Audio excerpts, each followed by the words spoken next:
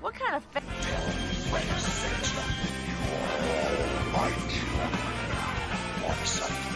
Let's go.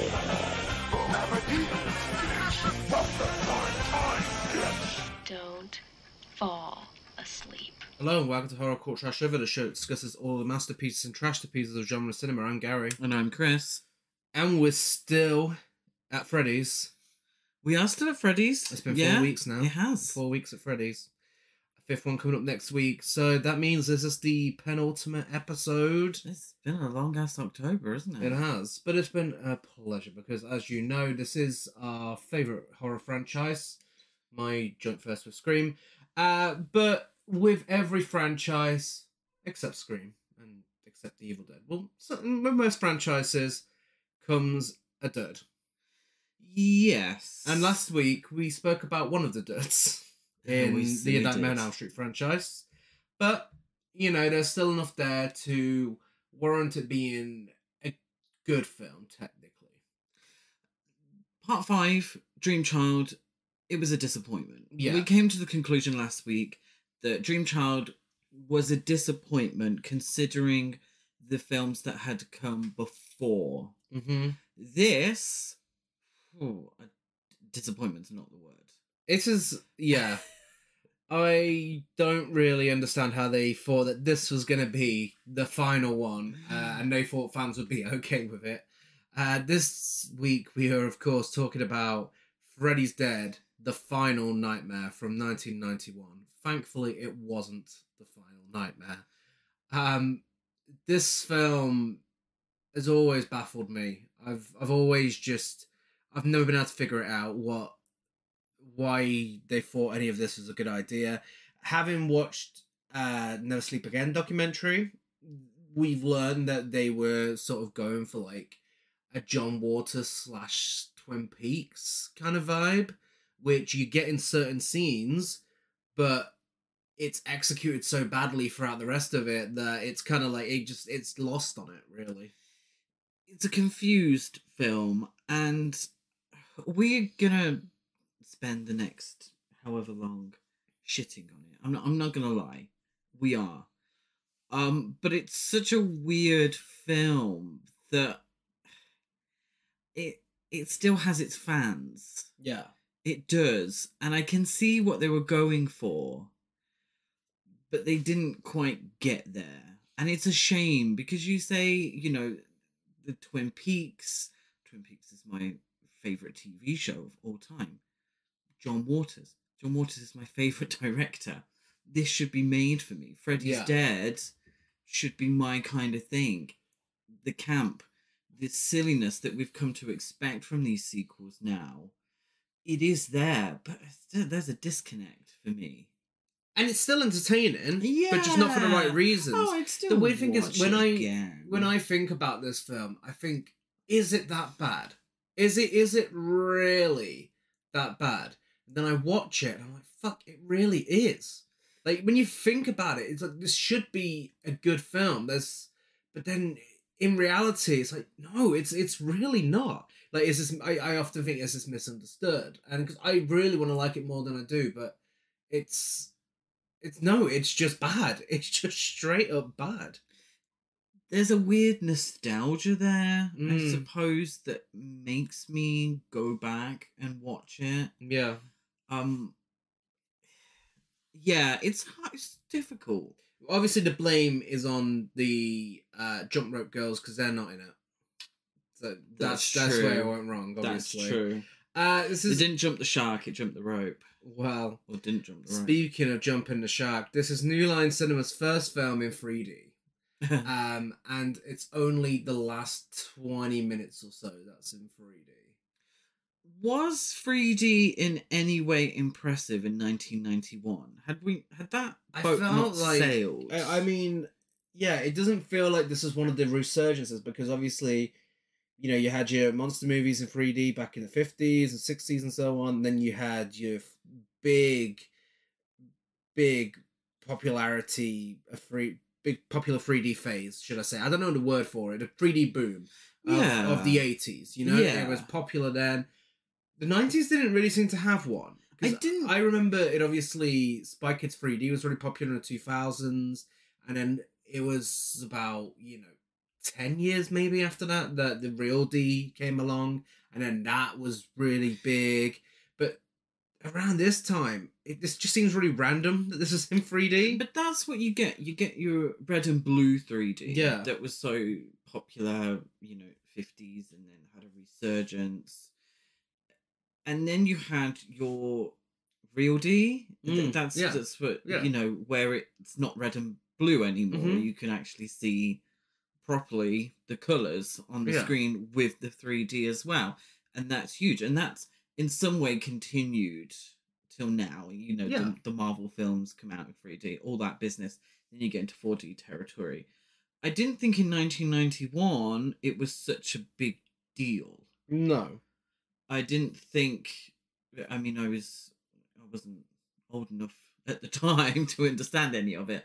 But from our knowledge of films around 1991, were any other films doing 3D? I mean, films from making then a big deal about it. When you look at stuff like The Lion King, Jurassic Park, Toy Story, Phantom Menace, Terminator 2, all those films were re-released in 3D, but the Real D 3D, they were never 3D at the time.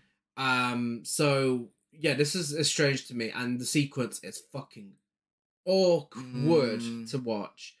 But we'll get to that near the end. This is the only film in the series in which Freddy doesn't kill anyone using his glove, even though he gets killed with the glove himself. Now, this was also the only film in the franchise to be directed by a woman. Yes. Which is great. Fantastic. Rachel Talalay, she also wrote it as well. She also made Tank Girl, Sherlock, Chilling Adventures of Sabrina, A Babysitter's Guide to Monster Hunting, Ally McBeal, The Supergirl, the TV series, Doom Patrol, Riverdale, The Flash, Doctor Who, so many things. So she did a lot in TV. She also got really sick towards the end of the filming schedule, couldn't delay the production anymore for her recovery. So, according to Sean Greenblatt, Aaron Warner actually directed the last several hours of the filming of this movie, including the final scene between Freddy and John Doe. Honestly, you can't really tell because this film is the exact same throughout. That's one thing I will say. The tone is fucking consistent. The tone just happens to be fucking stupid. Yeah. Rachel Talalay, I think. Please forgive me if I've said that weird. But she had made her way up through the ranks at New Line Cinema. Mm-hmm. So she started off as an assistant, and then she was a producer on Part 4, a producer on Hairspray, producer on Crybaby, and this was her saying, I've worked really hard for New Line Cinema. Yeah. I've been a big help in creating New Line Cinema. Please give me an opportunity to direct, which is fantastic. Fabulous. We love to see it. Unfortunately, she directs a film that kind of goes against what we loved about A Nightmare on Elm Street. It's weird. Yeah. Because if anyone should be able to produce a quintessential Nightmare on Elm Street film that is a fitting end for the Freddy Krueger character, it should be somebody who's been involved in the films from the get-go. Yeah. And it's very weird, I have to say. It is very weird what the film becomes. We always say it on the podcast, we love opportunities for women and for minority filmmakers to make a dud. Mm-hmm. So pleased to see it. We're pleased to see the chances given to people to make duds. It also occurred to me that out of all the big horror franchises, this is the only one. Correct me if I'm wrong. It's the only one that's had a female director. Absolutely. That I can genuinely think of off the top of my head. Absolutely bizarre. It really is. I would love to see a Friday the 13th film with a female gaze. Yeah. Because we've just rewatched through all of them, and let's be honest, if ever a franchise was made entirely through the male gaze, it is Friday the 13th. Yeah. Yeah, it's... Yeah. Yeah. Let's say the DNA aspect is Tits and blood. definitely... Yeah, tits and ass. And we love the franchise, but I mean, how cool would it be to have a woman directing it, like, and see it from that perspective? Any horror, really, we're always appreciative of horror Yeah. from a female perspective, and if we can see these well-established franchises through a female gaze, then that makes it even better. This is co-written by Michael DeLuca, who did 7 episodes of Freddy's Nightmares, 4 episodes of Dark Justice, an episode of Star Trek Voyager, In the Mouth of Madness, and Judge Dredd, and was also producer on 50 Shades of Grey, Dark City, American History X, The Mask, Blade, Leatherface, Texas Chainsaw Massacre 3, Detroit Rock City, and more. There was almost a script here by Peter Jackson. He was originally hired to write the screenplay for this film. So he wrote a draft and it wasn't used. And it involved Freddy aging and growing weak within the dream world, where the teens of Springwood would have drug-fueled slumber parties for kicks and enter the dream world to beat him up. Which is a really interesting idea. Yeah, I would like to see that. Yeah, because I mean, then it kind of fits in with the whole Freddy by this point being turned into a protagonist rather than an antagonist. I guess it would have gave that bit of a helping hand, really. Yeah, and I think just going back to Michael DeLuca and his sort of filmography, you said he wrote for Freddy's Nightmares. Yeah. That is Freddy's Nightmares, isn't it? Freddy's Nightmares. From what I've seen, Freddy's Nightmares is a lot cheesier than the films. This TV, made for TV energy that TV series gave off. Because it's TV. How many times can I say TV? But you understand. Yeah. That cheesy energy definitely resonates with Freddy's Dead also.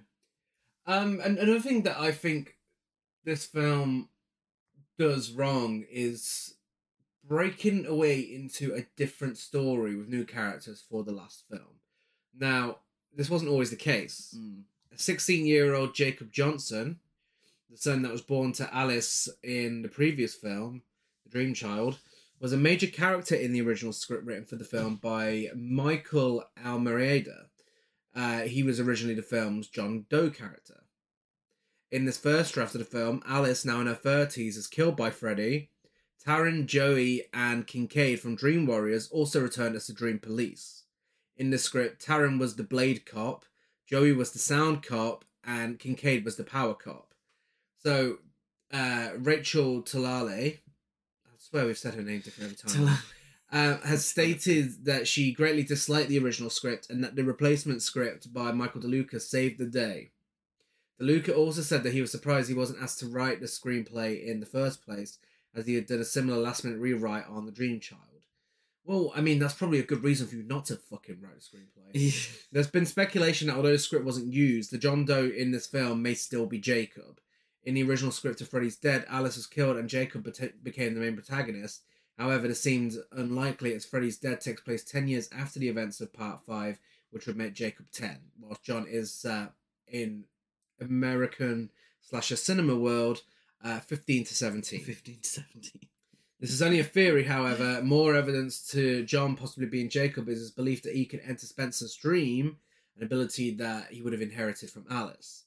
So, really interesting, especially the Dream Police part. The fact that apparently DeLuca's script saved the day blows my mind, because how is this better than that? Yeah. Like, that would make sense. It's the final Nightmare on Elm Street film. Bring back the Dream Warriors, even if it's in someone's dream. I mean, that's probably less ridiculous than a lot of what happens in this film. And yet, Jacob should have been the main character. It's weird. It was set up. It was right there. Set up that more than any other franchise that I can think of, Nightmare on Elm Street has the most consistency between the films. Definitely. And to have your Freddy's Dead final nightmare, your final film, this is meant to end the franchise as far as New Line's concerned. This is it. To have that, in many ways, completely ignore what came before is baffling. baffling. Yeah. Absolutely baffling. I don't get it. No. It feels like an episode of Freddy's Nightmares. Yeah. Where Freddy Krueger exists in some other sphere, Mm-hmm. not related to Nancy, not related to Kristen, not related to Alice. You know, where is that? Yeah. Nowhere. It's nowhere to be found. And they've just created this completely random film. And if it was a completely random film, if it wasn't Freddy Krueger, and we had this film with someone else, another antagonist, another serial killer, it actually maybe could have worked. Maybe, but I think expectations are different. The fact that this is Freddy Krueger makes it different. And I have expectations. And they're not fulfilled in that sense. Yeah.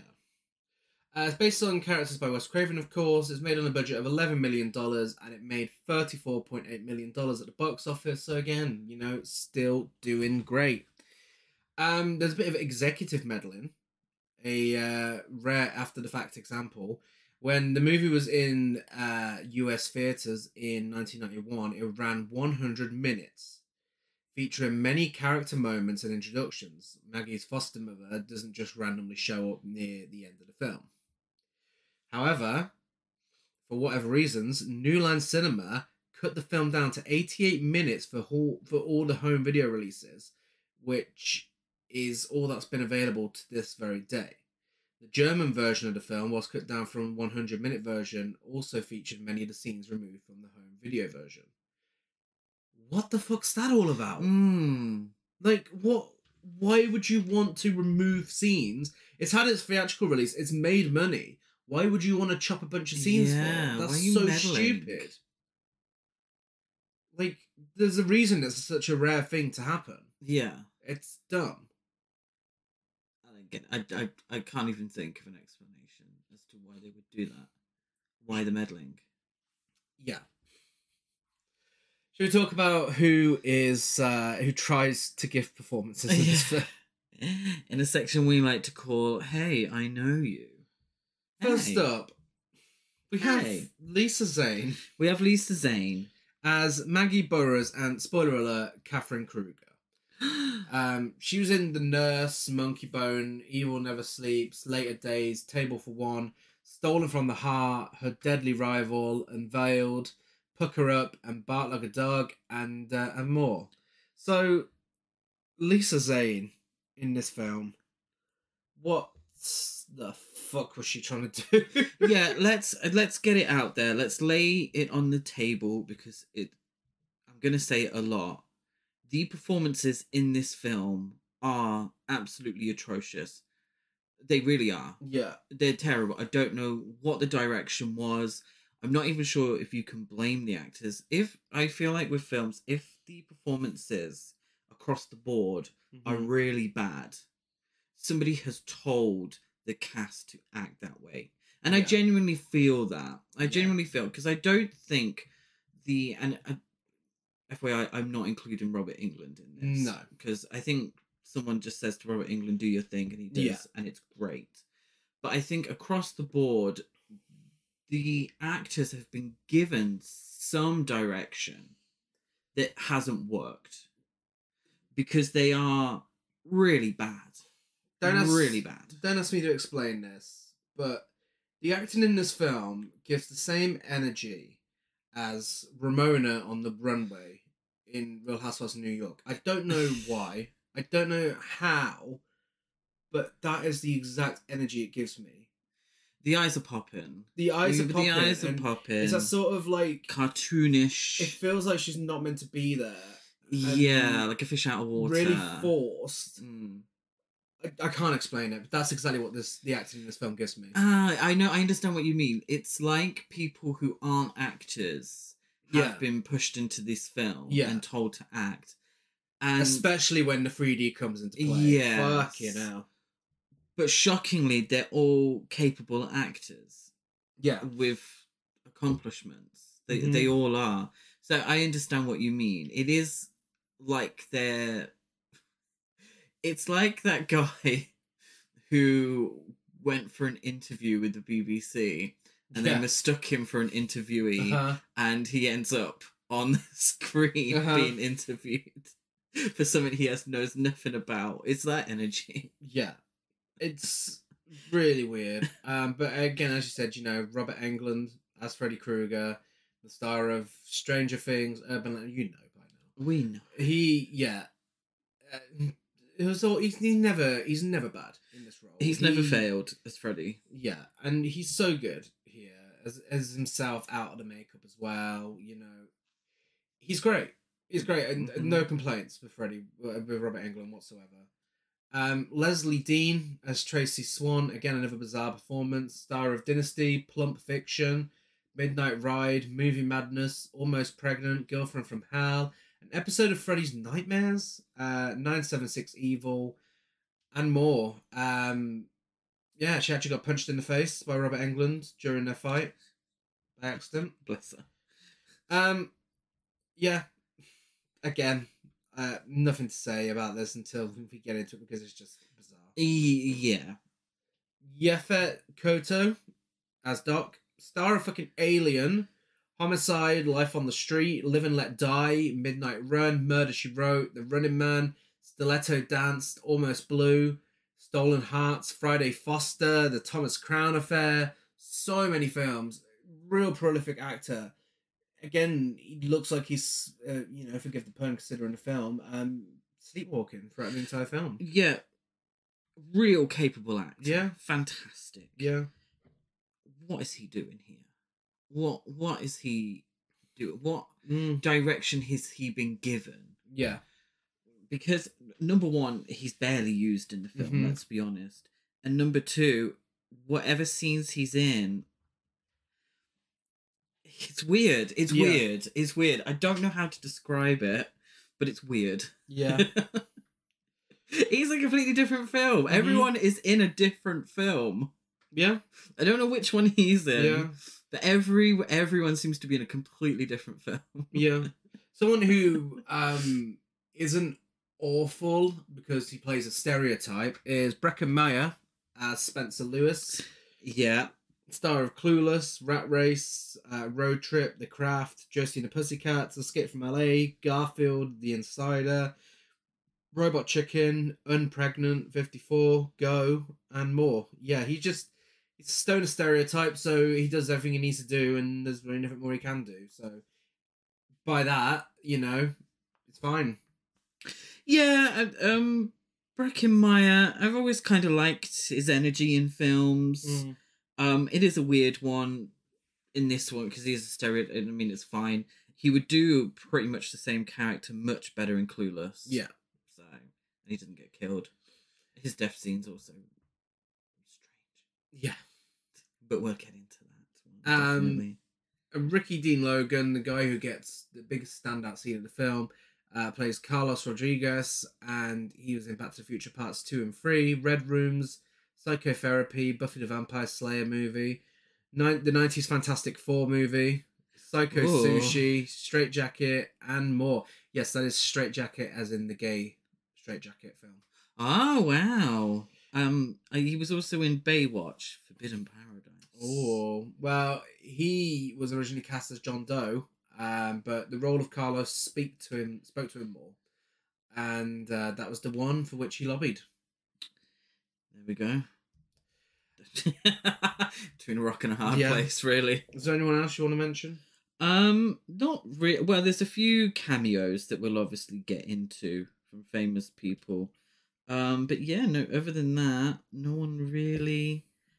Sean Greenblatt as John Doe. Yeah, was hardly in anything. Yeah, he was in Newsies. Just an interesting one from him. I'm just showing Gary the post now. Oh, lovely. Anyone with access to Letterboxd, go have a search for There Goes My Baby. Looks very homoerotic. Yes. But yeah, no, other than that. Okay, so let's talk about our feature presentation. Welcome to a brand new nightmare. Time to start over again. A psychedelic nightmare. Let's trip out. A 3D nightmare. I'm not fooled by this thing you saw. The final nightmare. Freddy's dead. The final nightmare. They saved the best for last. Rated R. Starts Friday, September 13th at a theater near you. So we start with the absolute banger. Now, I'm not a Goo Goo Dolls fan, but I will say the absolute banger that is I'm Awake Now by the Goo Goo Dolls. I like it. I didn't realise Goo Goo Dolls had so many songs. Well, they had one, wasn't it? Girl in the world, see me. Girl. That's what it sounds like. Well, Creed. Yeah. They're a bit more, wherever you will go, the calling, a bit more like them, aren't they? Yeah. Basic otherwise, but I really like I'm Awake Now. So I think it's a great song and really gets you in the mood for a much better film. We get Do You Know the Terror of He Who Falls Asleep? To the every toes he is terrified, because the ground gives way underneath him and the dream begins. Quote from Friedrich Nietzsche. Yeah. And that's followed by Welcome to Prime Time, bitch. Well done, Gary. Little behind the scenes tidbit. Gary was a little nervous about pronouncing that, but I thought you did very well. Congratulations. Well, if you don't celebrate your achievements, no one else is going to. Well, speaking of achievements. Yeah, we get Welcome to Prime Time, bitch. One of Robert Englund's biggest achievements. Oh, yeah. We're quoting a film's character within the film. Yeah. It works. We all make choices, and that's a choice that was made, and some people probably hate it. I thought it was alright. We get a Escape from New York style graphic with a map and text over it. It says Springwood, Ohio. 10 years from now. Mysterious killings and suicides wipe out entire population of children and teenagers. Remaining adults are experiencing mass psychosis. There is new evidence of one surviving teenager.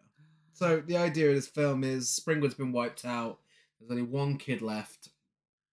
The rest are all delusional adults who are all fucked up from what's going on there. Yeah, 10 years from now would be 2001. Yeah. Okay. Yeah. Right. So certainly not 2001. Certainly not 2001. Still, it's very 1991. Yeah. It feels like there's still a bit of 80s fallout there. There's, you know, it's still the haircuts and everything, but it is verging on 90s as well. So.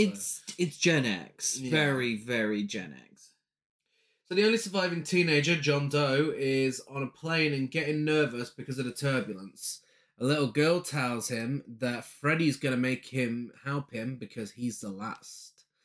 And he says to the woman next to him, I'm afraid of heights. And she's like, don't be a pussy. Yeah, she's an older woman next to him. Originally meant to be played by Divine. Yeah, which is gutting because that would have been amazing. That would have been amazing, and this film would have gotten an extra star from me. Yeah. Yeah, real shame. Obviously, Divine unfortunately passed away quite young in 1988, I believe. I think so, yeah. Yeah, it was. Yeah, so the woman and John are both ejected from the plane, and John wakes up in his bed.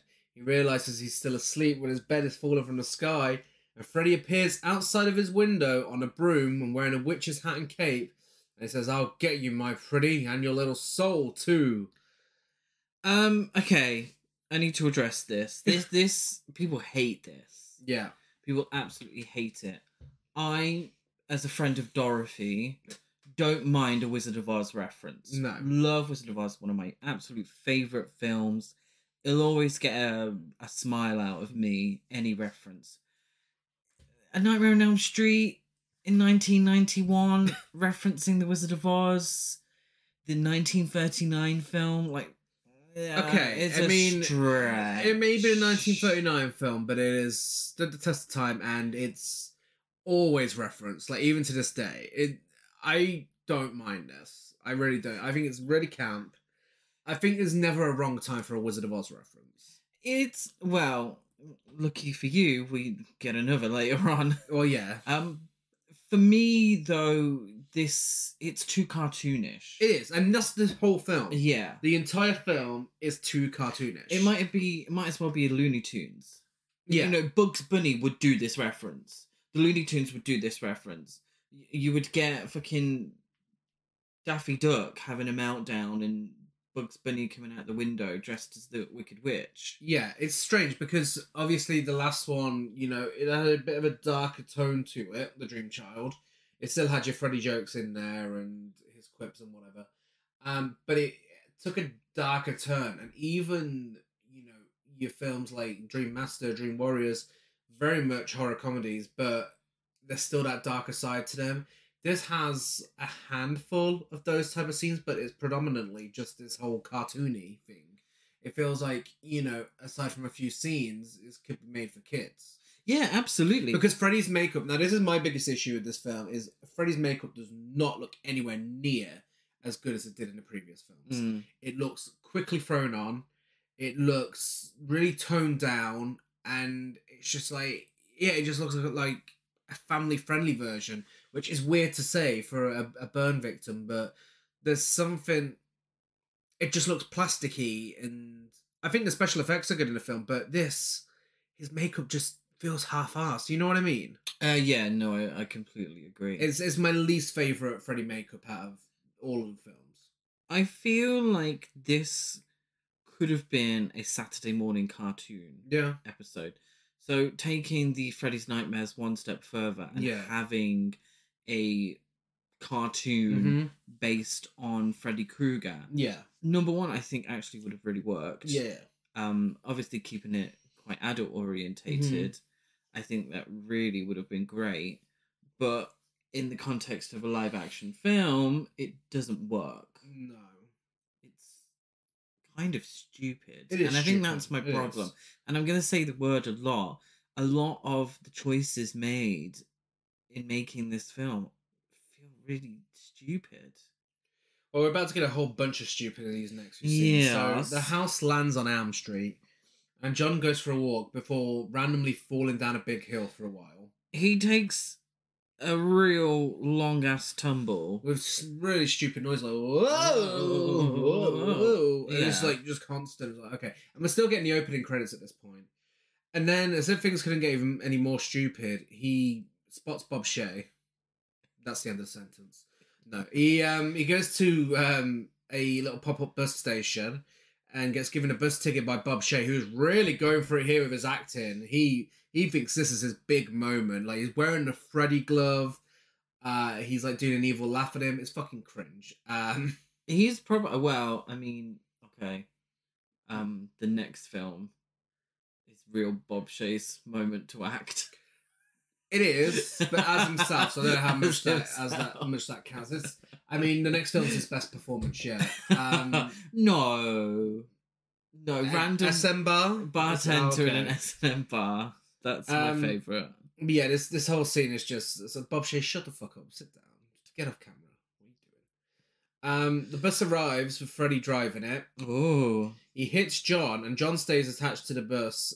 Before Freddy slams the brakes and sends him into what looks like another... I've always thought this is another dimension, but it's actually him waking up. And it leaves a cartoon-style shape behind. Yes. And he's like, now be a good little doggy and go fetch. Yeah. This might be a bit of a deep cut or a niche reference, but there is an absolutely hilarious Mad TV sketch based on the Desperate Housewives. And in it, Susan, the Terry Hatcher character, within Desperate Housewives, she's known as falling on her ass a lot. Yeah. She's always getting into capers.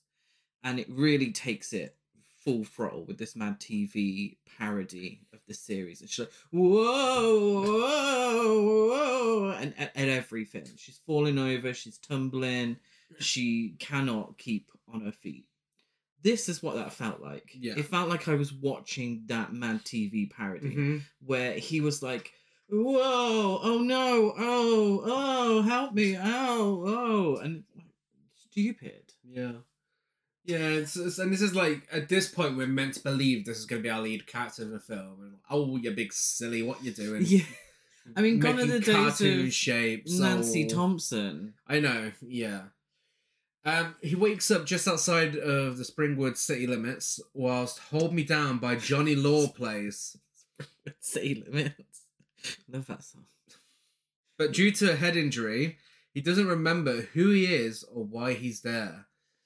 And it's at this point where you're like, I wish we had the same problem. At a shelter for troubled youth, 3 of the residents, Spencer Lewis, an affluent stoner who was resisting his dad's attempts to get him to conform. Oh, it's on theme, on brand. They take to another level in this one. Yeah. Their parents are fucking awful in this. But they slap you around the face with it. This has no subtlety. Yeah. Carlos Rodriguez, a troubled kid who was physically abused by his mother to the point of becoming deaf in one ear. And Tracy Swan, a tough girl who was sexually abused by her father. They're all plotting to run away to California. We're introduced to them. They're in a gym. And after Spencer's getting in trouble, stereotypical kid shit. And Carlos and Tracy in a gym having a kickabout with each other. On each other. Yeah, not like football. They're beating each other up. Kickabout's football. And he's sparring. Sparring Is the word you're looking for. He's like, oh, you know you're sexy when you sweat. She's like, you ain't getting them, Carlos. You ain't getting them. The acting, the delivery is crazy. It is. It's an awkward film. It's just an awkward film. I can't even find the words for it. It's so awkward. You ain't getting them, Carlos. You ain't getting them. It's so awkward. And I appreciate them trying to do child abuse as an actual social commentary in this. I think the right intentions were there, but the way it's executed isn't so great. It's not, and you've probably heard me say this 1,000 times now, but it's not dealt with properly, I don't feel. It feels like a plot point. Yeah. And just a way of getting us onto Tracy's side. Yeah. And the films as a whole, you've heard us say it many times throughout October, the films themselves, A Nightmare on Elm Street as a whole, deals with parent-child relationships. Mm-hmm. The whole thing. Every one of the films references it. I feel like in this case, it doesn't slap you around the face with it. It slaps you around the face with a frying pan. Yeah. Because it's so cartoonish and so silly. Yeah. And then you have this very serious storyline about Tracy's abuse. I mean, that can never be properly dealt with. No. Because everything around it is so farcical. But that's the thing. I mean, there's Carlos's abuse as well. Yeah, absolutely. Which is that would be even worse because it's literally just in one scene. Yeah. And used against him to scare him in his dreams. You know, it's like, but in a cartoonish fashion. Yeah, it's like why bother including it if you're not going to deal with it properly? And you know, I fully believe there is a balance out there where you can do a serious Nightmare on Elm Street film that deals with these sort of things while still having the fun side to it. I mean, the whole thing is Freddy Krueger is a child abuser. You know, that's the character. Yeah. That's the character that's flying around on witches' brooms making Wizard of Oz references. Yeah.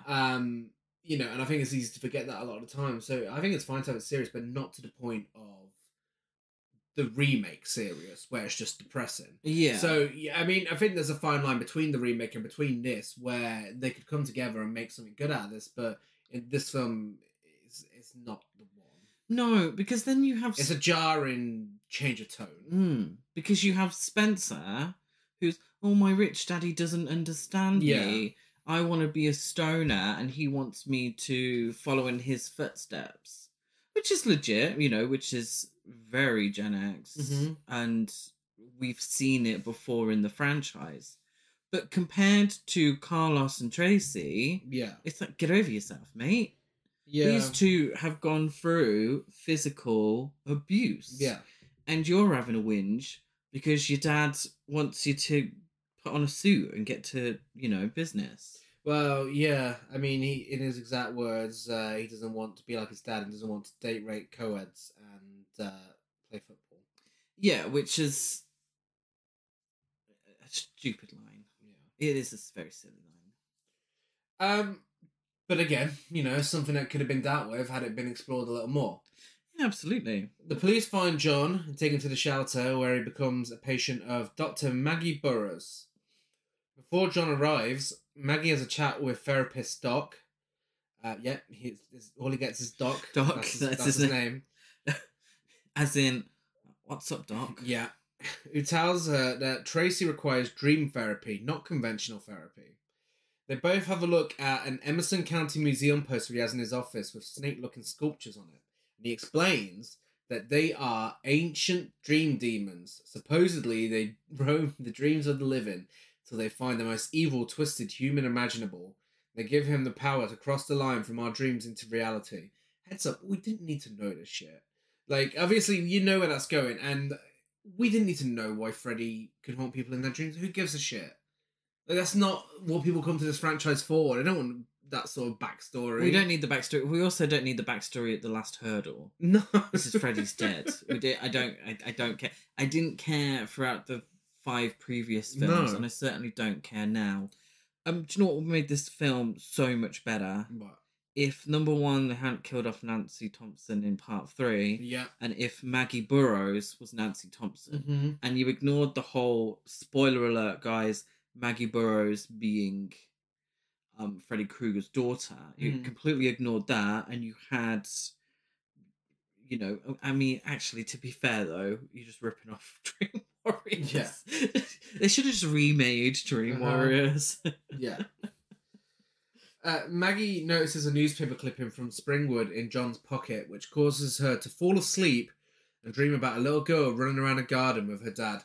Now, I mean, this kind of makes it obvious early on what the big twist is. Yeah. Like, very, very early on. I didn't think this was a twist. Yeah, I think it was meant to be a twist.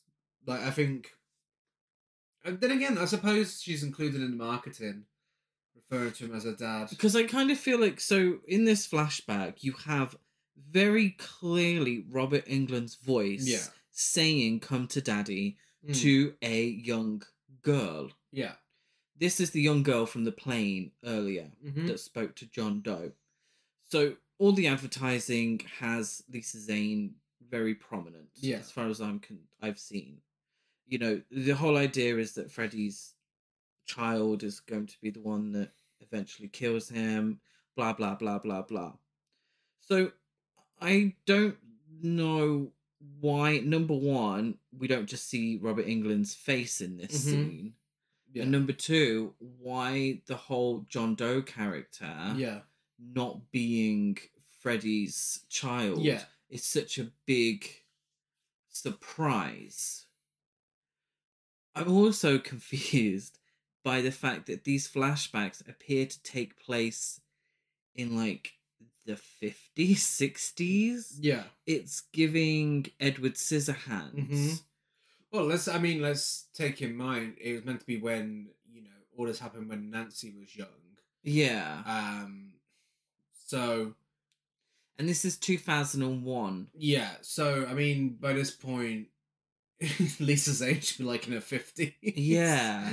This is the confusing part. Why are the flashbacks looking like they're from a Douglas Sirk film when this is set in 2001 and Lisa Zane, I believe, would have been around 30 at that time. So really what you're looking at is, it should really look like the 70s.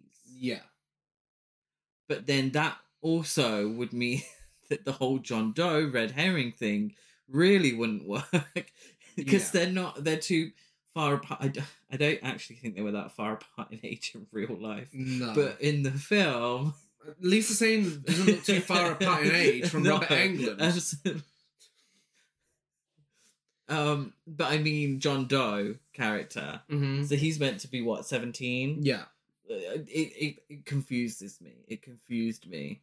It's almost like they didn't think about it. Yeah, and it is, and it's laziness on their part. Just like, oh, we'll just make it look like Blue Velvet, and people will just buy into it, and it's fine, which is okay, you know. But we are the generation of cinematic sins, aren't we? where franchises seem to love doing this. We do to point out these little bits because it takes you away from the film. Franchises love doing stuff like this. I mean, look at Jason Takes Manhattan, something similar there. Oh, Lord. Look at Texas Chainsaw 3D. I think ultimately with these franchises, please do not talk to me about Texas Chainsaw 3D. I could be here for 5 hours talking about the plot and that. I think ultimately with these franchises, they never know if a film's gonna happen. No. They never know if they're ever gonna get a next film. So they write themselves into some sort of loop, into some sort of hole. There's never a master plan from beginning to end. And I think that's why things get confused. Why films ignore other films. They could have solved it. They could have literally just brought back Alice and her son. Mm-hmm. You know? Yeah. John sings a song about beer bottles on a wall to keep himself awake, and someone else in the room is like, I'll break a beer bottle over your head if you don't shut the fuck up. Yeah, I don't know why he's doing... I don't feel like singing the bottles of beer on a wall song is going to keep you awake. Well, it doesn't, because he falls asleep and he ends up in a rundown house and then a padded cell where he's in a straitjacket and he's like, free me, you idiot, I'm your fucking memory. And then he wakes up while sleepwalking and knocks a security guard out of a window, looking up a ground floor window, so it doesn't kill him. The free me, you idiot, I'm your memories. Why? I mean, why? He's not Freddy's son, so what's this there for? It's to continue this red herring. I'm assuming that John Doe is in fact the last of the Elm Street children, though. If he was Jacob, if that's who he was meant to be, Jacob from Part 5, then yeah, that makes sense. Was Alice an Elm Street child? I mean, technically. Does his dad... Technically, does her dad... Maybe. Kill... Yeah. Yeah. I mean, either way, she is the character that Freddy would be going after. Yeah. You know, and technically, Jacob is really Freddy's kid. If you look at it in... Oh, God. I mean... Oh, no. Yeah, after that car crash, she sends that thing into her and then she's pregnant. So, yeah. I mean, it would make sense that he'd be going after him. It's got him confused. But that's the thing. I feel like they've left elements in from that script where it was him. Yeah. And now it's kind of like, well... Okay, why is this still in here? If that's not him. Yeah, because what was created in the first film, the law, which is the idea that he is getting revenge on the adults who set him alight. Yeah. By killing their children in their sleep. Very simple. Yeah. And then that's kind of continued in part 2. And I do think it gets a little confused by part 5. Yeah. So... I'm not giving this film any credit, but it's still murky by that point. Mm-hmm. So whatever they're going from, but it says at the beginning the whole. Well, Freddy goes. Screen says the last of the Elm Street children. Now that wouldn't be Lisa Zane, would it? No. Well, Freddy goes after Alice because he wants new victims. Yeah, and he uses Kristen to get to her. Mm-hmm. And then that opens up a whole load of new victims for him. Yeah. So yeah, he just becomes a killer. Yeah. It's not revenge anymore. So it's not just about the Elm Street children. No. So maybe he didn't, because he would have been a lot older. Yeah. Let's be fair. In 2001, he wouldn't be 17 if he was one of the Elm Street children. So I think... Was it Elm Street children? No, Springwood children. It's Elm Street. They use the words... If they said Springwood children, we wouldn't be having this conversation. Yeah, that's true. It makes sense. Oh, God. But he uses the words Elm Street. So maybe just people who moved there. Anyone else got a headache? Anyway, John and Maggie chat and they realise they're dreaming about the same little girl. And Maggie tells Duck about this and he starts making connections. So she goes to him. Yeah. She's like, I want to talk about these dreams. What the fuck's going on? This is what's happening to me and this weirdo. Mm-hmm. And then when he starts helping, she's like, oh, why does everyone just want to talk about dreams around here? Because you just went to him and fucking asked. It's true. Like, this is all on you. It's true. And it's kind of her job to help these people. If everyone wants to talk about dreams, then you listen to them talk about dreams. You get your little bottle of Hypnosil. Yeah. And he started giving it out and listening to them talk about dreams. To attempt to cure John's amnesia, she plans a road trip to Springwood. In an attempt to run away, Tracy, Carlos, and Spencer stow away in the van, but they are discovered when John has an hallucination and almost wrecks the van just outside of Springwood. Yeah, so in Springwood, they notice there are no children around, just adults looking very solemn around a fairground. We're introduced to Roseanne Barr, boo, and her, at the time, real-life husband, Tom Arnold, and she tries to adopt them. She does. And Tom Arnold reminds her that teenagers attract Freddy, and that's why there aren't any teenagers or children. Yeah, and Spencer's like, oh, we're in Twin Peaks here. Yeah. Fun fact, that's how I discovered Twin Peaks. Shut up. It is. Oh, no. It is. God bless you. I was like, okay, what's Twin Peaks? Life was changed. Something good came out Something of good it, came man. from it, yeah. Yeah, I had the weirdest idea of what Twin Peaks was, considering I thought it was all like in a little town fair. After this reference, I discovered David Lynch via Friends. When is that episode where Isabella Rossellini, Ross tries to sleep with her, says Blue Velvet, great film, and I'm like, oh, what's Blue Velvet? And then I watched it, I was like, oh, wow. There we go. There we go. I mean, you know, stories. From tiny acorns grow great oaks, or whatever the phrase is. Oh, people are going to be so disappointed with their stories. How did you discover David Lynch? Maggie sends Tracy, Spencer, and Carlos away in the van, which leaves the question as to how she and John are going to get back. Exactly. Exactly. I literally have. Maggie sends them back to the shelter in the van, which begs the question, how the fuck are her and John meant to get back? Luckily for her, it's not an issue. Yeah. This character's awful. Awful. Like, seriously. Honestly, I would have preferred if both of them were killed off early on, rather than just him. You know, yeah. The three teenagers attempt to leave Springwood, but they end up going around in circles. Carlos falls asleep and opens his map to see "You're fucked" written on it. To which Tracy wakes him up and she's like, "Carlos, I asked you for the map." And he says, "Yeah, well, the map says we're fucked." Which is funny. I like a pun. I like a silly pun. I liked how the map was opening and he got sort of stuck within the map. I like these little moments. I do. I'm not actually dead set against them. Yeah. Because it's leading up to the kills. Yeah. And I'm fine with that. You're fucked on a map. That's funny. Yeah. Don't make the most of it. Yeah. Make the most of it. Yeah. Don't get used to it. And it would have been great in a little cartoon version. A little animated Nightmare on Elm Street film. The fucking Scooby-Doo. That would be fantastic. Shaggy trying to open up the map and it says "you're fucked." Amazing. Would have loved that.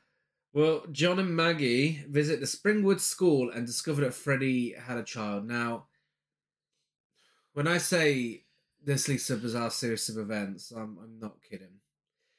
The teacher in the school, his eyes are popping. He's like, "Welcome to Freddy 101. 1493. Freddy sailed across the sea." No, he fucking didn't. What are you fucking talking about? Sense. What are you talking about? Because you think, oh, okay, he's a madman. He's, they're all got a bit weird in this town, and that's what's going on. But he spits some truth as well. Does he? He does, because he's like, 1964. The child was born that was taken away from it, and that's how they find out. Oh. So John believes that he's the child that Freddy allowed to live. So he thinks he was born in 1964. Fucking moron. Somehow they believe this teacher and everything, but he's telling the truth. Oh, so he's there like 1490. What the fuck is this? Freddy was a human being. He isn't a time traveler. He isn't a fucking demon centuries old. He was a human being burned alive. But I don't get this whole Springwood thing, and there's one that happens afterwards as well. I don't get what these are meant to do, apart from show a really like a cheap way of revealing. It's just cheap exposition. Yeah, and I don't get it. Or Freddy 101. I find it really cringe. It is. Yeah, and then he's like 1494. Freddy come back to look for more. No, he didn't. He was not around in the 1400s. What the fuck? And he's not acknowledging their presence. No. So, and then you're like, why are they invisible? I don't. It's confusing. Yeah. It's silly. I don't. But it's going for Twin Peaks. And that's great. But it's dumb. Like it just doesn't work. No. But even Twin Peaks wasn't that out there. I mean, the first series. Twin Peaks is weird. The Twin Peaks is weird, but not this wacky. Wacky is the word I'm looking for. Yeah. I never thought Twin Peaks was wacky during the first season. It went a little wacky during the second. And I like wacky. Yeah. Tracy, Spencer, and Carlos stopped to rest at the abandoned 1428 Elm Street house. Freddy's house. Which caused it to transform into the abandoned-looking version of the house from everyone's dreams. Oh. And that's a cool visual. The blood coming down the door and it breaking down at the top and just turning into that house, like the one that Kristen made. It's like, that's great. Carlos falls asleep, and this is by far the best scene in the film. He dreams he's in an alleyway with his mother. She takes a big cotton bud, transforms into Freddy, and shoves it through one ear, leading to it coming out the other side, and it's fucking disgusting. It is. This is like, again, jarring tone change. You get whiplash with this tone change. It's out of nowhere, because everything else is so cartoony, it's like, fuck, that is a nasty way to go. But that isn't even it. He cuts off Carlos's hearing aid and sends him to the boiler room, where he starts shouting him and jumping around behind him. More cartoony stuff, even in this scene. Kind of funny in a Freddy way. We can't hear anything. Sound design is fantastic in this sequence. It's really well shot as well. Freddy gives him his hearing aid back, but it mutates his ear and makes him extremely sensitive to the smallest noise. Freddy starts dropping nails onto the floor before getting a chalkboard and scratching his claws against it until Carlos's fucking head explodes. Yeah. And he says, "Nice hearing from you, Carlos." Yeah. And Robert Englund has said it's his favourite kill in any of the Nightmare on Elm Street films. I'd say it's in my top 5. It is. It's really cool. Everyone loves the head exploding. It's using Carlos's trauma against him. Yeah. Which in any other film with a different tone, it'd be scary. Yeah. Yeah. If it wasn't... I wish that some of the cartoonish moments were toned down a little bit. And it was maybe a little more serious, considering where the trauma has come from. But the idea of him shoving... We've all... And I know we're not meant to, but we've all put a cotton wool bud or a Q-tip a little too far in our ear. We can all relate to that. I love death scenes in films that are either really over the top or like kind of relatable. Like you can feel, it's a pain that we can all relate to. I do really like them, and we've all done that, gone a bit too far, and like, ow, my ear hurts. I really like that. When he has the super sensitive hearing, and I was like, oh, Chris, get a life, touch grass. But when he has the super sensitive hearing, it annoyed me because he was shouting. So if he has super sensitive hearing and then he's shouting, no, like he's going to make his own head explode, it just kind of annoyed me. Okay, Chris. Yeah. Get alive. Get alive, touch grass. I know. This was the first scene I watched from this film, because when I was younger and I watched these films religiously, I could only watch 1 to 5. That was all that was included. It was such a weird box set, because it had 1 to 5 in it, and it had, inside of the box set, it had pictures of New Nightmare, which wasn't included in the box set. It's so strange. And I had to wait a few years before I could watch this. And I watched, so I was watching some clips on YouTube, and this is the only clip I'd seen from this film. I thought, oh my god, this is going to be really fucking scary, this one. And years down the line, managed to finally watch it, and was very disappointed because the rest of this film did not live up to this one scene. Things get a little silly, but not too far away from the Wizard Master and the Phantom Prowler. Let's be honest. That's yeah. Spencer smokes some weed and falls asleep in front of a broken TV where he sees Carlos warning him to stay awake. But before that can continue, John and Maggie visit the Springwood Orphanage, where the lady working there is singing Skip to the Loo. 10 out of 10 performance. A very camp lady, a very camp woman, is singing Skip to My Lou. She remembers them. She does. Well, she remembers one of them. It's never clear which one she's pointing at. Again, doesn't fucking matter. We've all seen the trailer. If in 1991, I assume you have. If you've seen the trailer, it's fine. It doesn't matter. We know who the final showdown is with Freddy. Yeah. And you know, we're told when to put the 3D glasses on and which character puts them on. It's fine. We know who the kid is. Mm-hmm. But this whole red herring thing continues for no reason. And they're like, do you remember the Kruger child? And she's like, I can't give you confidential information about our children. They find a picture of Kay Kruger, Freddy, and the kid's mother. And John has such main character syndrome. He's so annoying. He's like, yeah, it's me. Yeah, that's me. That is. Yeah, that's me. I'm the kid. Yeah, it's me. It's like, oh my god, shut the fuck up. We all know it's not. But he is so self-obsessed. But he thinks that's why, I was going to say Robert Englund there. That's why Freddy kept him alive. Skip to My Lou. Can we just go back a little bit? Yeah. Skip to My Lou. I always thought it was about a toilet. Yeah. Skip to My Lou. It's not. It's No? Skip to My Lou. L-O-U.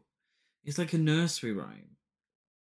I was very confused. And so I did a little Google because I was like, oh, camp woman singing Skip to My Lou. What does this actually mean? And I'm still not sure who Lou is. Louis Walsh. Louisiana? Well, because one of them was like two, Skip to My Lou. Okay. I mean, in the UK, I've always known it to just be the toilet. I just thought Skip to My Lou. Like, I'm off to the bog. Yeah. Skip to My Lou. If anybody knows out there what it's about, Please don't tell us. What? I like the history of shit like that. I find it very interesting. Do you not? Yeah, but like the history of. I mean, everyone knows it now, but what's Ring Around a Rosie about it being the plague? Scottish parable. Scottish parable of the lamplighter. You know, I love shit like that. Back at the house, Spencer watches none other than the controversial figure that is Johnny Depp. Oh, good gracious. I forgot about this. Doing an anti-drugs commercial. Now, in 1991, that's funny because Johnny Depp got big through Nightmare on Elm Street. That's great. So, for drugs. So he's like, this is your brain on drugs. With an egg in a frying pan. You know, it's a take on the anti-drugs PSAs. It's like, any questions? Freddy hits him in the face with the frying pan. He's like, yeah, what are you on? Looks like a frying pan with some eggs to me. Hey, Spence, let's trip out. And In-A-Gadda Da Vida by Iron Butterfly starts playing as Freddy is given a psychedelic background on the TV and Spencer is sucked into the TV. I think it's quite funny. It is really cartoonish. It's Freddy. It's very Freddy. He puts Spencer in a video game. This is when it gets really ridiculous. Freddy's playing a video game with his feet up on a desk. Yeah. In an office somewhere. Yeah. And he turns into his father in the game and starts beating him up. He's like, be like me, be like me, be like me. And Freddy's like, now I'm playing with power. Spencer eats some fruit and powers up. And he's like, Super Spencer. And Freddy's like, great graphics. Honestly. Absolutely ridiculous. I mean, again, though, you know, you'd have seen something like this in Dream Warriors and even The Dream Child. So it's difficult to be completely mad at this, but I think it is boring. It's really jumping the shark now. But that's okay. This is what's so difficult about it. It's stupid, but it's almost too stupid. This is the problem with the film, and I think this is the best example, is that this scene is really fucking stupid. It's really stupid. It goes against everything that I loved about the original film. Yeah. About A Nightmare on Elm Street. Regardless of how much I enjoyed or didn't enjoy the sequels, it really goes against what we all loved about the 1984 Wes Craven film A Nightmare on Elm Street. It's silly, it's stupid, it's not scary. No. And therefore I don't like it. But the other part of me who loves camp and silliness is fully entertained. Yeah. But I know it's not good. Yeah. And I know this film as a whole is not good. Yeah. Because there's also really boring parts as well. But this really stands out, and I'm entertained. Yeah. I am entertained. It's very, very 1991. The whole now I'm playing with power Nintendo thing, very much in keeping with the references that I enjoy. Yeah. But ultimately, it's like, it's dumb. Well, the thing that really ruins dumb. the thing that ruins it for me, that borders into too stupid, is when they get to the house and Spencer is spinning, he's hopping around the house like he's in a Looney Tunes cartoon, and it's got the sound effects with it, and for me, that's just too stupid. It is. It's like cut it off. There's a certain cut off level. As it is, him being inside a video game is over the top. Yeah. You know, the Wizard Master is over the top. Freddy on a beach with sunglasses, it's over the top. But there's a cut off point. And where it still remains, you are still watching a horror film. And this is just this evil guy making the use of someone's dreams to torture them and eventually murder them. But having seen him, because this whole thing, like, in the other films, you don't see it as much. People, when they're asleep, what they're doing whilst Freddy's attacking them. We didn't need to see this. And Tracy and John, you know, they turned some sort of slapstick duo where he's like, oh, come on, hit me. He's like, oh, well, I don't want to hit you. Like, oh, I'll hit you. Oh, I could have just fell asleep like this. It's like, oh, no, just what are you doing? Stop. It's just stupid. They both fall asleep so they could save him.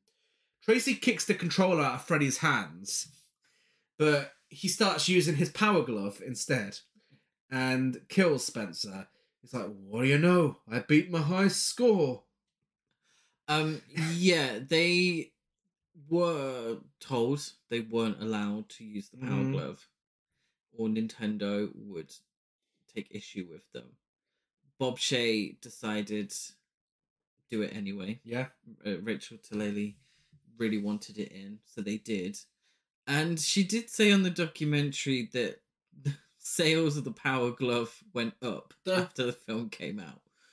But from what I remember, the power glove didn't sell that well anyway. No wonder, what a stupid device. That's awful. Like, what a stupid idea.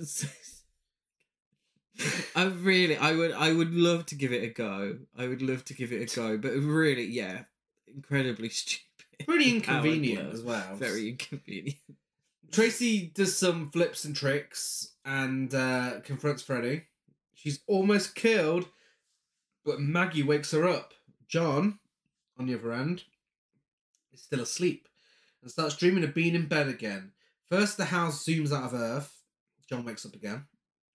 He realises he's still asleep and he's still in the house when his bed sets on fire and he jumps out of the window whilst the house is still in the air. His t-shirt turns into a parachute. Again, crosses that line. It's too stupid. Like, because it's not played for horror. It's like, it's just fucking dumb. Do you know what it's like? The Mask. Yeah.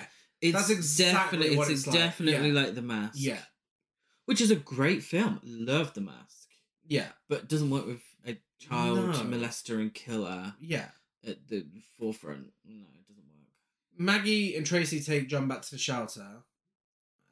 Before killing John, Kruger reveals that John isn't his son. Ah, what a shock. And he reveals his child is a girl. Well, Maggie says to Kruger, "You ain't my father." And he goes, "Yes, I am." If only. Freddy cuts off the parachute and on the ground, he pushes some spikes out underneath John.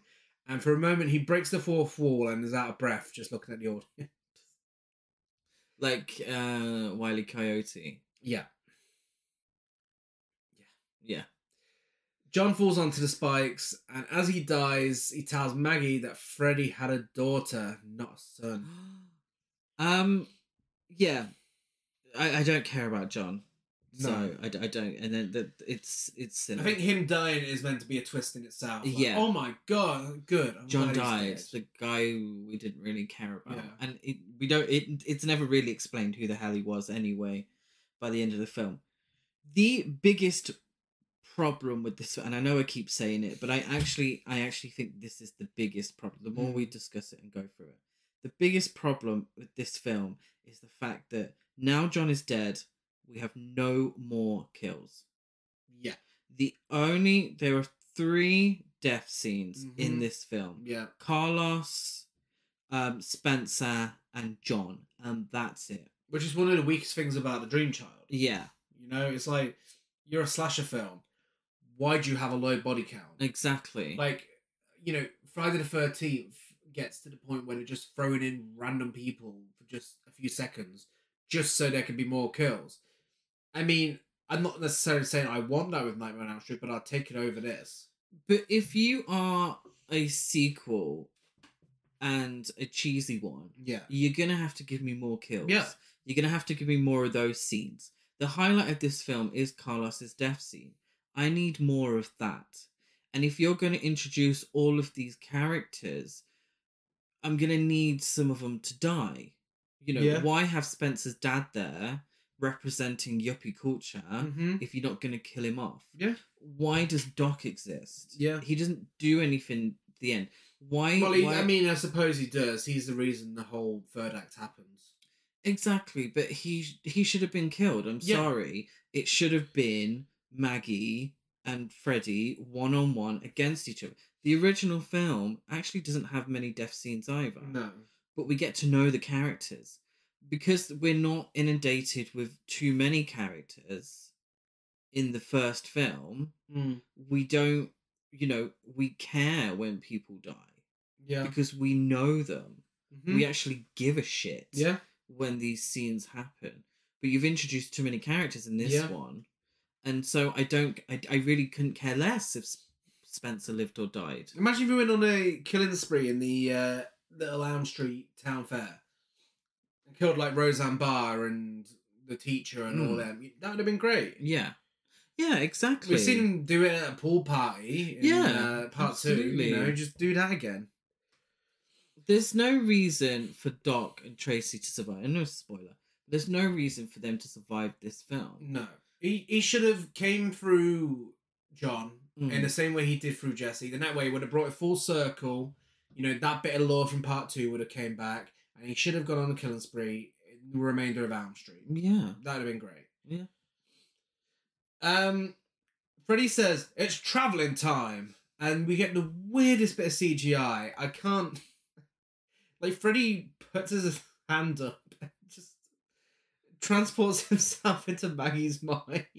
It's such a weird visual I can't explain. It's like the Power Rangers. Like, it's morphin' time. But instead of turning into the Power Rangers, they just go into someone's forehead. Yeah. They just go whoosh into someone's forehead. Tracy and Maggie return to the shelter, but they find that no one remembers John, Spencer, or Carlos. Lucky them. Except for Doc, who has learned to control his dreams.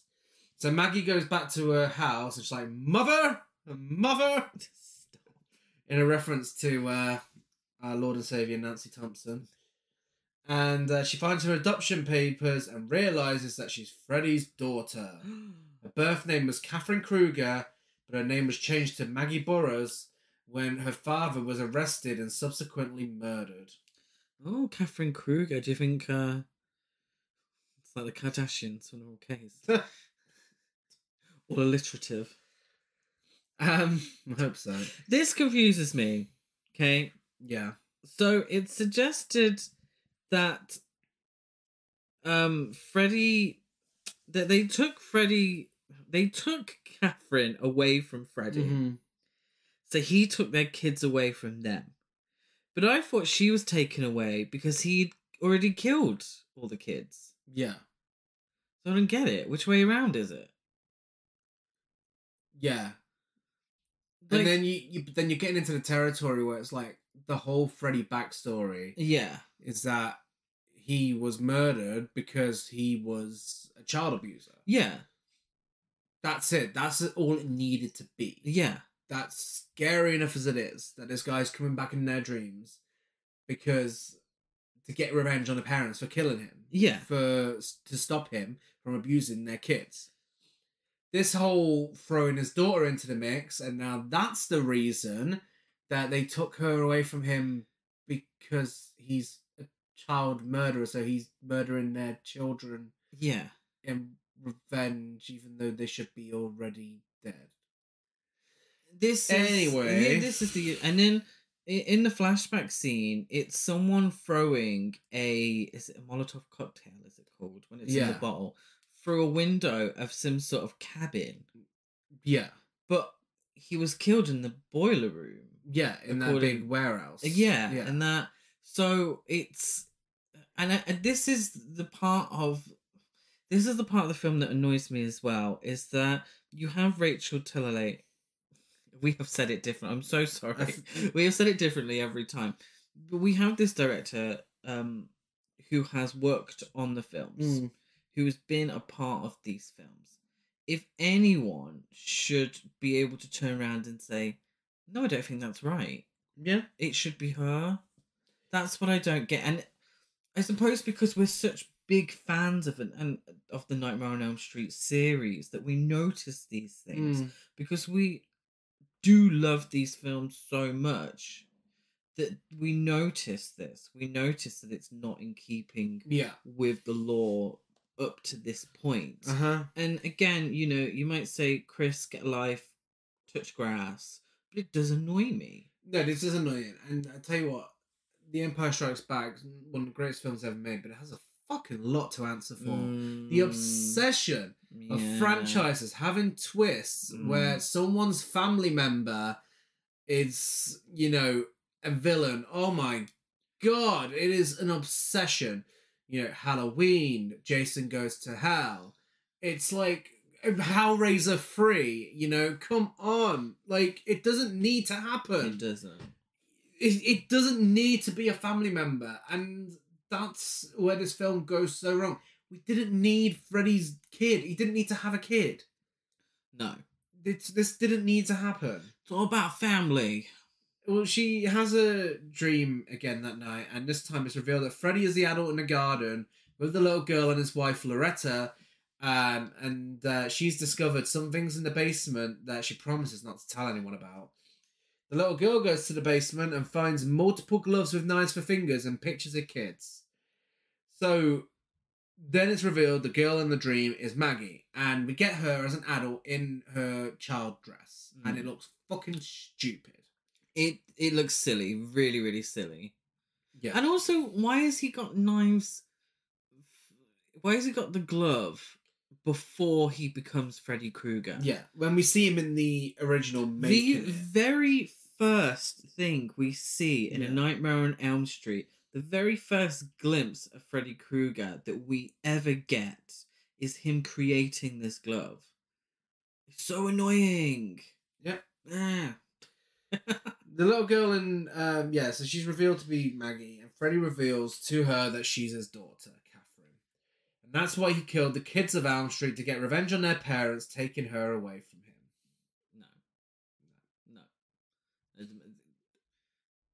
No. Yeah. Freddy reveals he wants to start all over again and will go after the teens at the shelter. And she's like, but this isn't Springwood. And then he's like, every town has an Elm Street. And an Elm Street sign literally pops up outside of the shelter. I think that's really cool. I think the idea that every town has an Elm Street and that he's linked to the Elm Street is really cool. Yeah. I find that very interesting. Mm-hmm. I mean, he never lived on the fucking street. But I find that interesting. And it's a really cool line, really cool visual. Yeah. It's good. It's all right. Tracy is asleep and dreams of her abusive father coming home.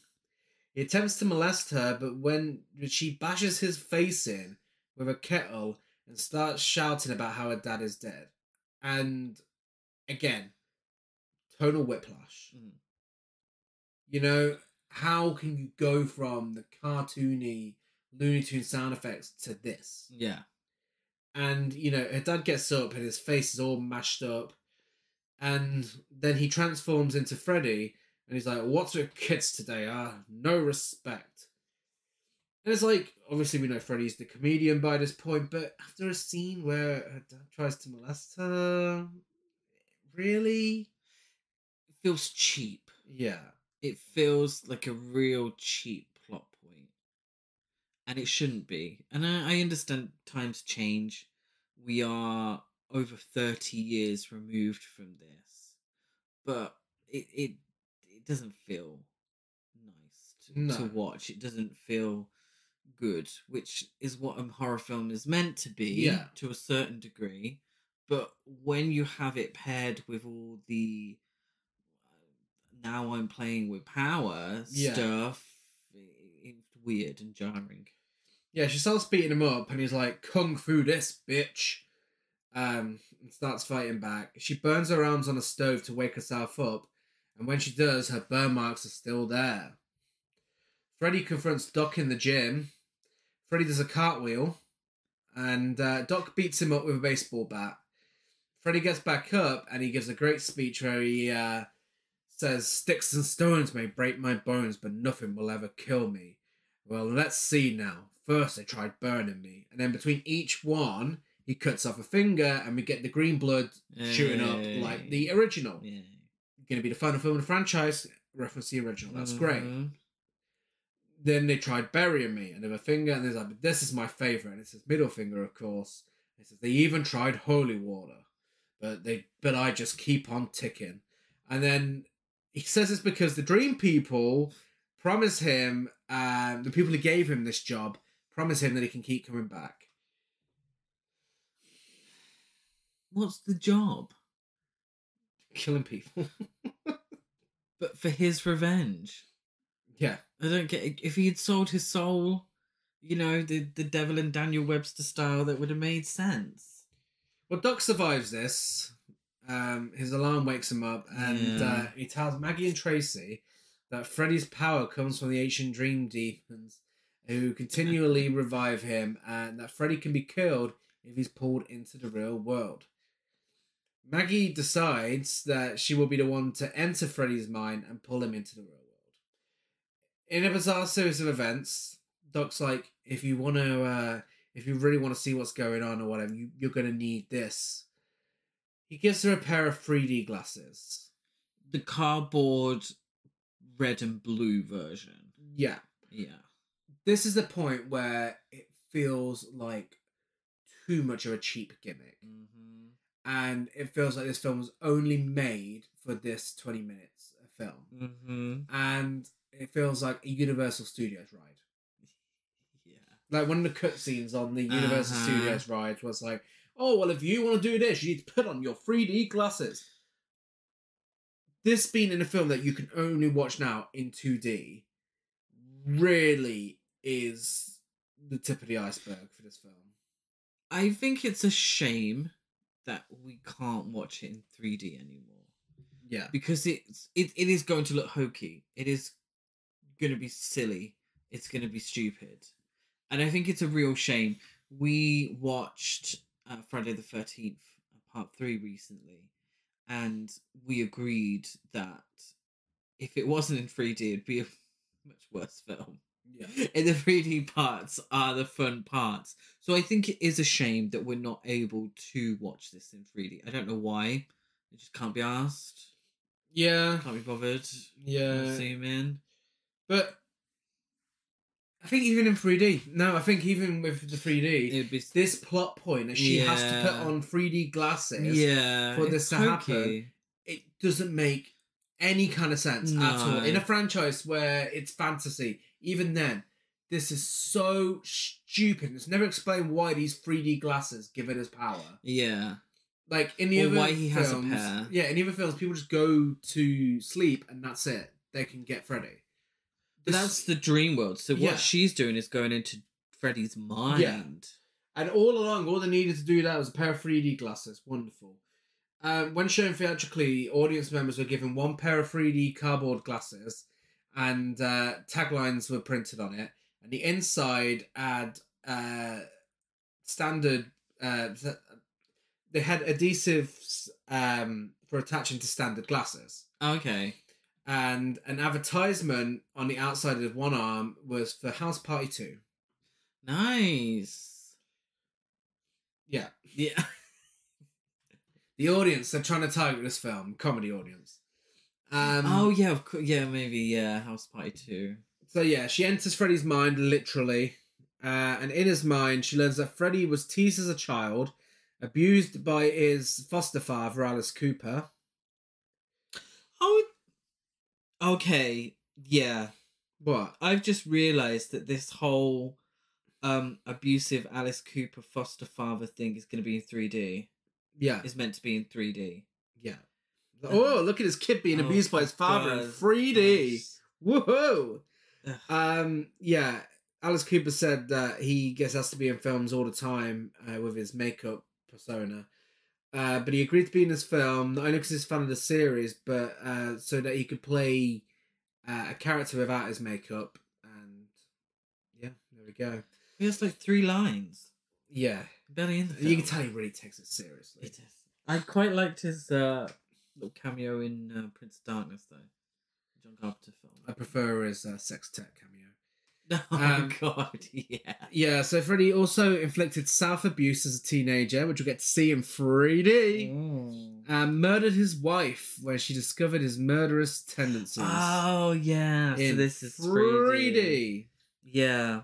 So when he's being teased at school, the kids sort of surround... He does something weird with the rats, doesn't he? He kills it. He kills the rat, and then...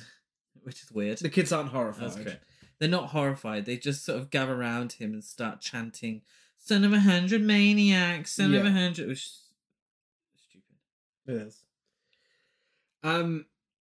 Yeah, Freddy was given the power to become immortal by the fiery dream demons whilst he was being burnt alive. Maggie struggles to pull Freddy into the real world, but eventually succeeds. Freddy's not in the room with them, but Maggie knows he's there because she's still seeing everything in 3D. Ooh. And the acting from this point onwards, it's been bad as it is already, but now it's so fucking awkward. Yeah. They go to the basement with the shelter, where for some reason there are various weapons that were confiscated and the police were supposed to pick them up. These weapons look like they're from medieval times. They do. What century were these kids from? What the fuck? I swear there's like a mace in there, isn't there? There is! Yeah. There is. Tracy picks up this old-fashioned knife, waves it at the screen, she's like, "Whoa, check out this knife."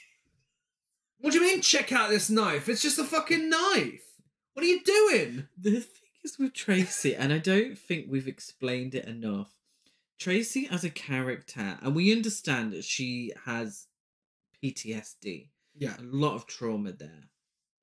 And I do, like we've said, we wish it was handled better. Because she just comes across as a really horrible character. Yeah. And she's just really shouty and rude and aggressive constantly. And she has these moments like, "You ain't getting none, Carlos." And like, "Whoa, check out this knife." Which is essentially how we sound when we're trying to make fun of the American accent.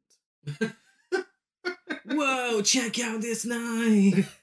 But also, and that's the thing. She's like, check out this knife. And they all go down there to grab weapons to attack Freddy with. But then Doc's like, I don't think so. Put that back now, young lady. So hang on a minute. But what if Freddy attacks her? She'd allow weapons like everyone else? What the fuck? Like, what's she got to put it back? And props to it. Tracy has done nothing but kick ass for the whole film. She's definitely seen as a capable, strong woman. Yeah. And for him to turn around and say, no, I don't think so. It's like, she's more capable than you, Doc. Yeah, and it again, this whole thing's like, it feels like it's part of a kid's film. And at this point, Maggie, Lisa Zane, she's full Ramona on the runway now. She is. Like, her eyes are popping. There's no emotion there whatsoever. It's... Yeah.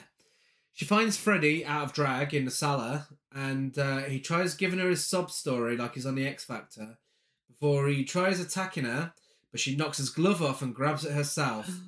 Freddy starts crawling around the ceiling and gets into quick drag. Another issue I have, because Freddy's out of the world. He's powerless. Yeah. So how can he transform from Freddy out of drag to Freddy in quick drag? Yeah. How can he crawl on the ceiling? Mm-hmm. What is that about? He's not in the dream world. He hasn't got his powers anymore. No. You can kill him. Yeah. It's simple law. Yeah. But it's law that they've created. Yeah. That's the annoying part. It's law that they have created and then gone back against straight away. Yeah. And I'm surprised. I am very, very surprised that this film did not have 4 or 5 writers. Yeah. Because we can smell it a mile off. We've done it so many times on the podcast when we talk about who's made the film, and Gary reels off 4 different writers. And they're like, I can smell a confused mess coming up. And what I don't understand about this is that there is only, 2 writers? Yeah. Yeah. And also a gap between this and 5 as well. They took a break to make this film. Yeah. This took longer to make. Yeah. It's ridiculous. Freddy says, I didn't need a glove to kill your bitch of a mother, and I don't need one now. They end up in a hand-to-hand combat against each other. Lisa Sane's giving us nothing. And she's like, oh, Daddy. She grabs his hand. She's like, oh, Daddy, I remember when we used to hold hands when I was a kid. I didn't like it then either. And she breaks his fingers. And she then pins him to the wall with various weapons. How does she remember that? I know, yeah. I thought she didn't realise she was adopted. She didn't know. But she remembers it now, apparently. But we get this shot of her just throwing random weapons out of nowhere. Oh my god. Since when has Maggie, the psychiatrist, been so good at throwing knives and shurikens? Like, seriously.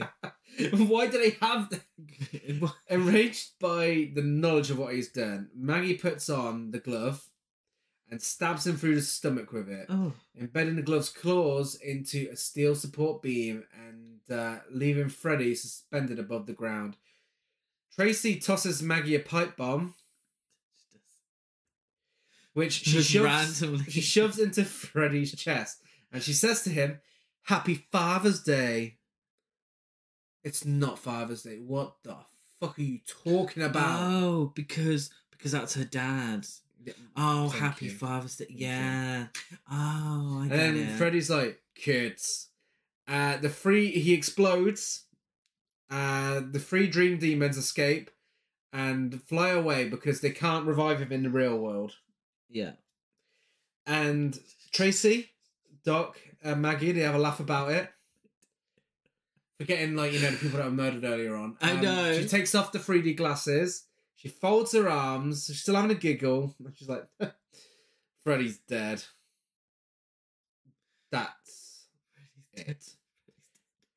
That's the end.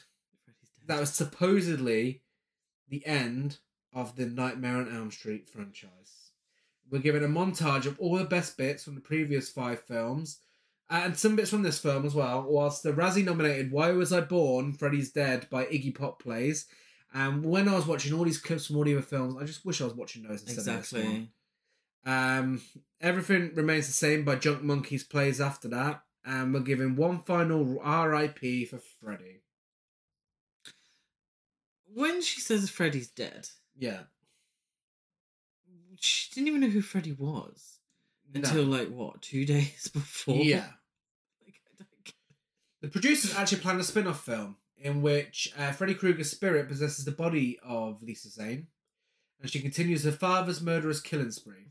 Thankfully, this never happened, and that's the end of that character, and that's Freddy's Dead, the final nightmare. That's Freddy's Dead, the final nightmare.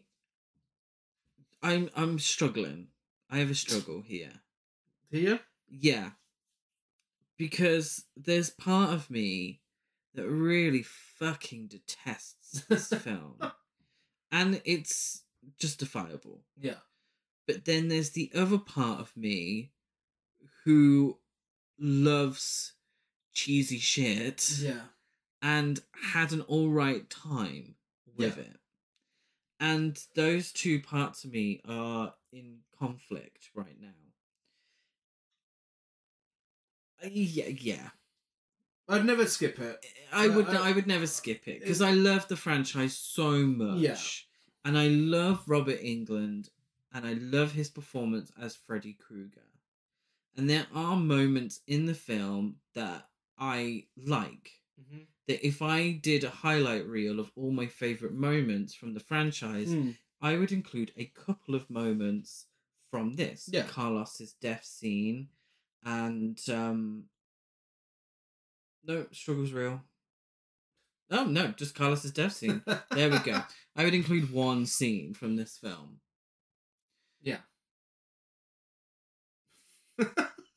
Yeah, no. So I'll put it like this: apologies when you're thinking. just watching it on its own as its own thing, as part of a franchise rewatch and whatnot.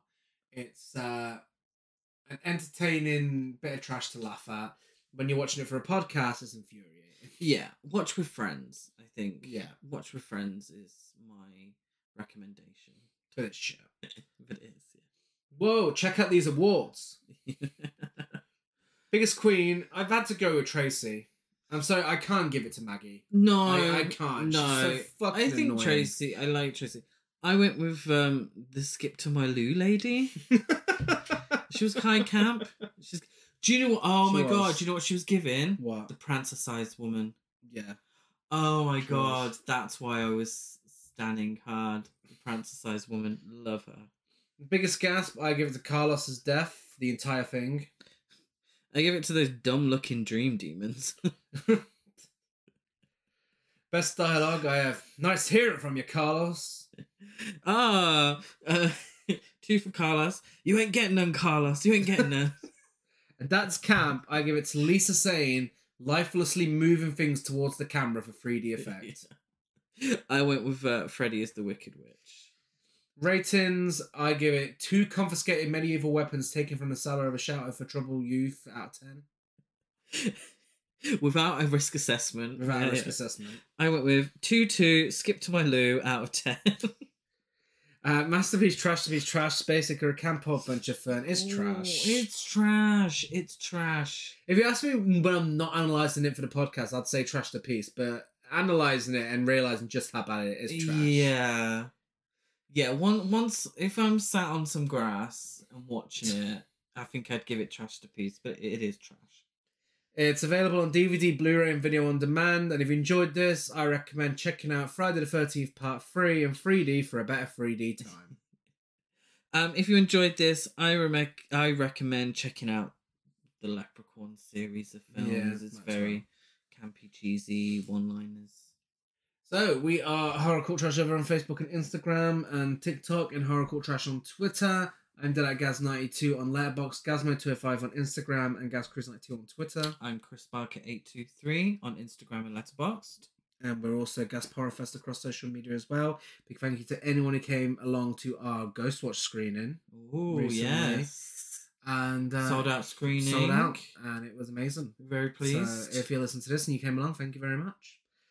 Give us a rate, review, and subscribe on iTunes, like and follow on everything else. We're back on Friday this week with our Halloween special, original versus remake, where we'll be discussing both versions of Night of the Demons. Oh, very excited for that. And next week, we are finishing 5 weeks at Freddy's with our episode on Halloween itself, the 31st of October, where we will be discussing the franchise high that is Wes Craven's New Nightmare. Yes. Love that film. The film that more than made up for this. Mm-hmm. Definitely. We'll be back same time, same place on Friday. Bye.